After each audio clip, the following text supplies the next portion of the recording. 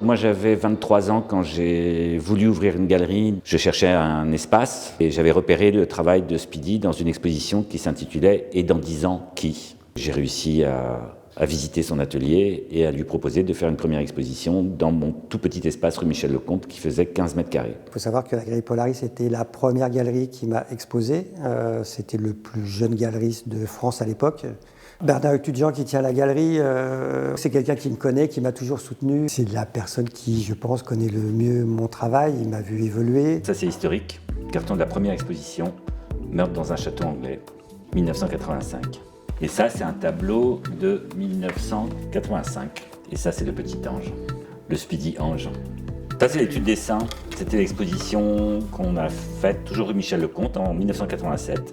C'était que des œuvres sur bois. C'était des cartes postales de 1985 ou de 1986. Ah, ça, c'est génial. FIAC 1988, avec Autopsie d'un président. Et les premiers bronzes de Speedy qu'on présentait à la FIAC. Le carton du radeau de la Méduse.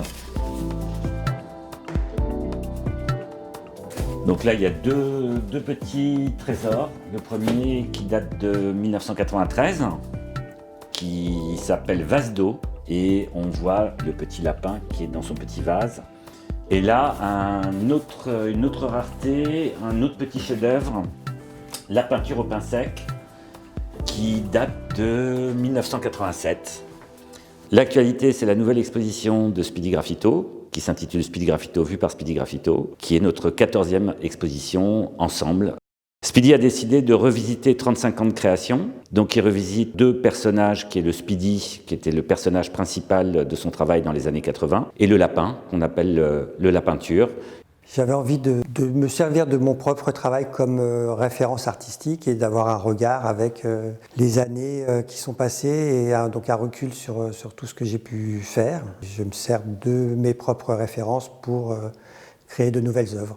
J'ai le plaisir de pouvoir vivre avec ces œuvres pendant 2 mois, ça c'est un privilège génial. Et après, de les apprécier et surtout de les défendre. C'est en les défendant auprès du public qu'on commence et que je trouve les mots qu'il faut pour défendre les œuvres qui me plaisent peut-être plus que d'autres. Je vous donne rendez-vous le 6 février parce que là je connaîtrai toutes les œuvres par cœur et j'en aurais tellement parlé que j'aurais envie de vous les offrir.